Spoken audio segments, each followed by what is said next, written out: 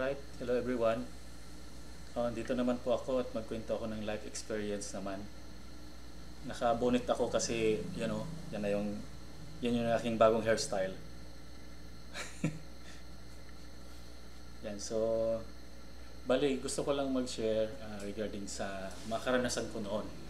Uh, I was before also, isa rin ako sa product ng pagiging, or naging, paano ba sabihin?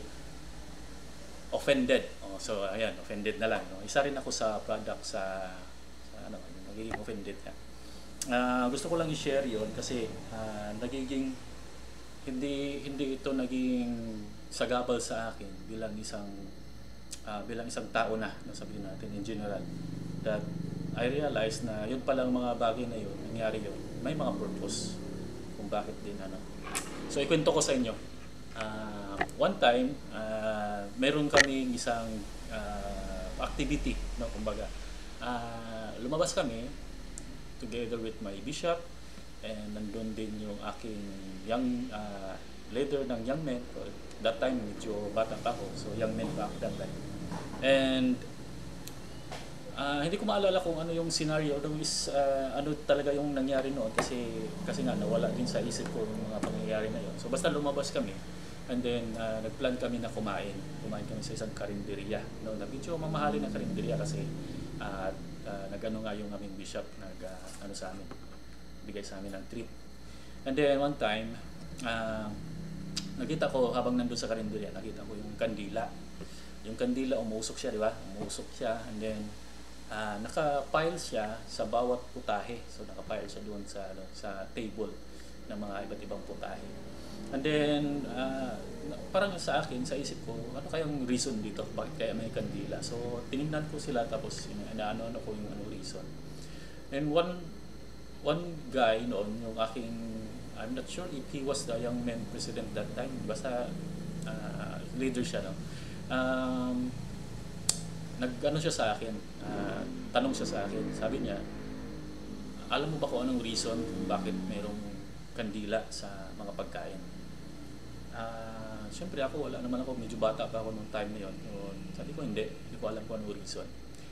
And isa sa sinabi niya, which is ako na-offend talaga sa sinabi niya, na isa yan sa reason kung bakit nilagyan ng kandila is para hindi dapuan ng langaw.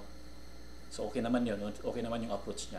Kaya lang yung kasunod, sinabi kasi niya na yan kasi ang napala mo dahil hindi ka umattend ng activity. Pag may activity, wala ka. And then parang yung padabog yung niya, yung the way siya mag-approach, kumbaga. So sa akin, that time parang nasaktan talaga ako kasi totoo naman, hindi ako umaattend ng activity. Minsan mga church na programs, hindi ako umaattend. Parang lang, pumupunta lang ako doon para may pagkain, parang gano'n. So hindi talaga purpose na pumunta ako para matuto. Which is my point naman siya sa sinabi niya. Kaya lang, the way siya mag-approach is talagang nakakasakit sa damdamin, kumbaga. So wala akong nagawa, parang natahimik na lang ako, and then parang siguro feel ko na ako that time na para akong sinampal, no, parang gano'n. So hindi ko maalala kung bakit ko pa nalunok yung mga pagkain noon, no. So parang ang isip ko lang talaga noon is parang makakain na tapos alis na ako. Yung bishop ko noon, napansin siguro niya, parang inano na lang niya ako na, kain ka. Dito may mga ulam naman tayo, marami naman. So parang inano na lang niya, siyempre parang nakita siguro niya na parang dismaya ako, parang iba yung aura ko, and siguro nasaktan, kita niya. So parang din siya na tawag nito, na parang gusto rin niyang magsimpati, parang ganun. Pero that time, pumasok sa isip ko is yung iba yung sa isip ko, na parang someday ipapakita ko sa iyo, parang ganun yung pumasok sa isip ko. Once na darating ng panahon na makabawi din ako sa mga sinasabi mo. So yun talaga yung pumasok sa isip ko, na parang parang ipapamukha ko sa kanya na hindi ako tamad, no? Parang ganun ganun yung approach niya na hindi kasi ako umattend ng activity dahil nga pag may activity tamad akong dumalo. Pupunta na lang ako late or tuwing kainan na lang, so parang ganun. So yun yung dinadala-dala ko noon. Andun pa hanggang ngayon, nandun pa rin sa isip ko yung galit kung ano yung bagay na ginawa niya sa akin, parang gusto kong ibalik sa kanya, no? Pero ang isa lang sa bagay na hindi ko makalimutan, no, kasi ako wala na rin akong magulang, wala na rin taong nagdala sa akin sa simbahan, is sinusurround ko yung sarili ko sa mga tao na malapit sa akin, sa mga tao na nagdadala sa akin sa simbahan. Alright, so pinatay ko muna at may biglang tumawag pero hindi ko na rin sinagot. Anyway, so to continue, no. So hindi ako nawala sa simbahan, just to make it short na lang, no. Kasi that time may testimony na rin ako sa simbahan. And then ang isa sa bagay na nagano sa akin noon na parang naging challenge na lang siya sa akin, na parang balang araw may success din na mangyari sa aking buhay, ipapamukha ko rin to sa iyo. Parang gano'n na lang yung ano ko sa kanya. So to make it short, dumating yung panahon na nag-mission ako, na panahon na may mga nangyayari na rin sa buhay ko. Nagkaroon ako ng trabaho, hanggang sa ngayon nagkaroon ako ng asawa. But I never realized that hanggang last year lang, no, na-realize ko that those things na nangyari sa aking buhay, kagaya ng nung ako ay in-offend ng isang member, no, na mataas ang ano sa akin, leadership position niya, yun pala ay nagiging lesson din para sa akin. So yun nga, parang ang point ko dito is we don't need to be disappointed or to be offended just because na ito ay parang nagtulak sa atin na gumawa ng bagay na dapat pa natin i-improve. Kasi tama naman siya, may point naman siya. Kaya siguro pag-approach niya parang hindi maganda. But yung ano ko doon is, kung hindi niya ginawa yun, hindi niya ako in-offend sa ganun na paraan, hindi ako matututo.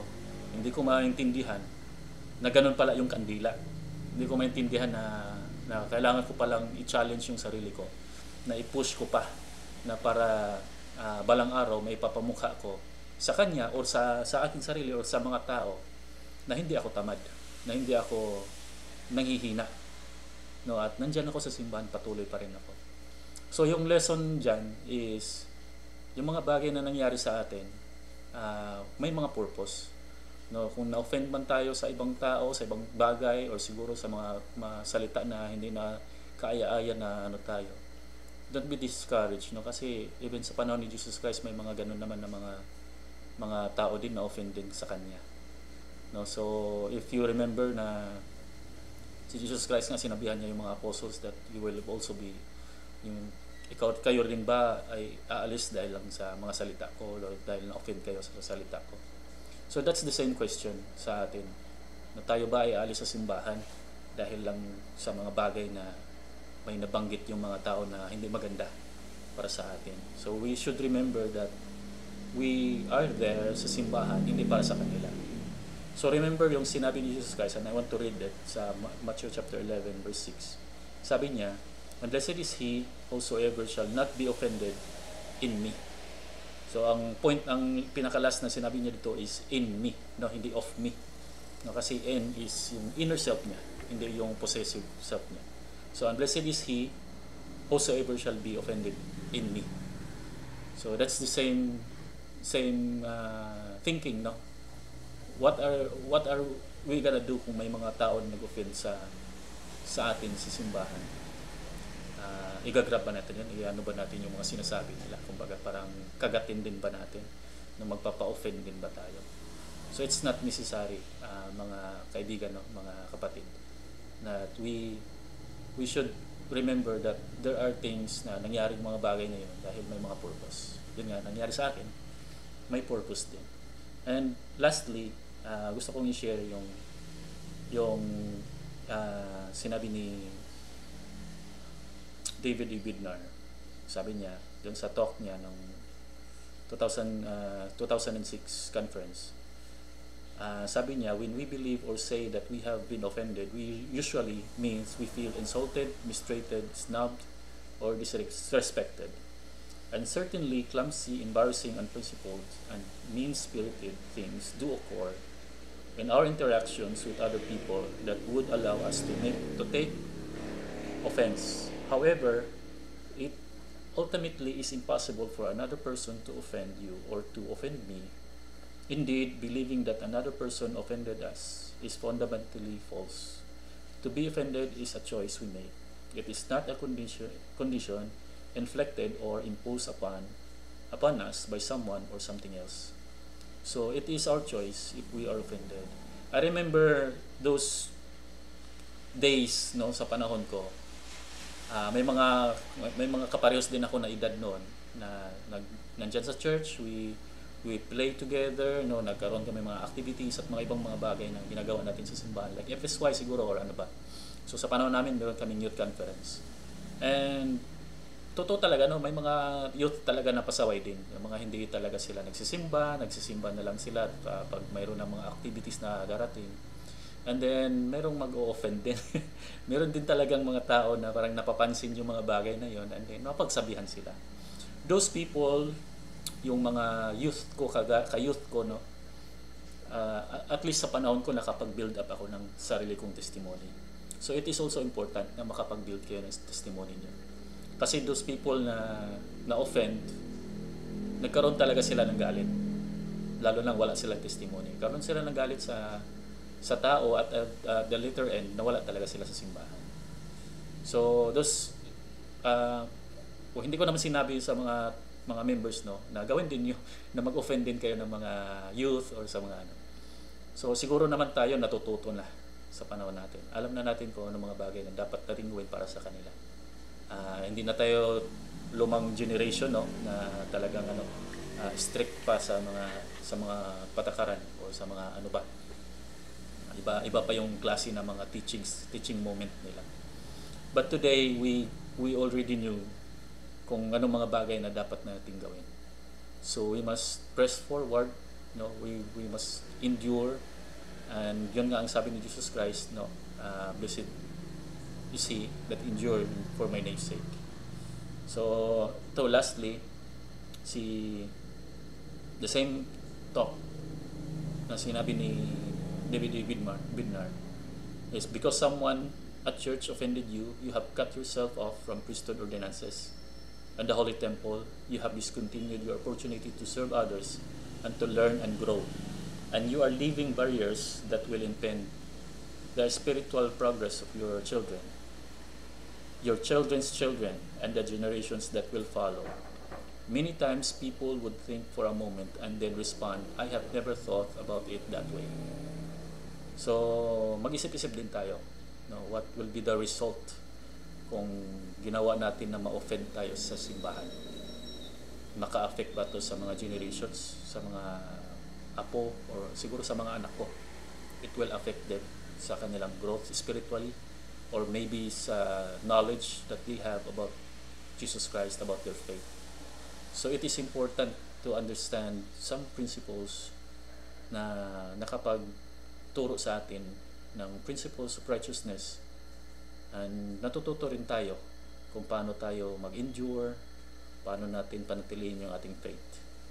So it's just simple lang yung point ko dito is that huwag kayong basta-basta mag-offend. Just think kung ano ba yung mga reason na binigay sa iyo ng Diyos yung mga bagay na yun. Kasi may mga reason. Kasi ako na-experience ko na nangyari yun siguro matagal pa Hindi ko pa na-realize na yun pala ang reason doon.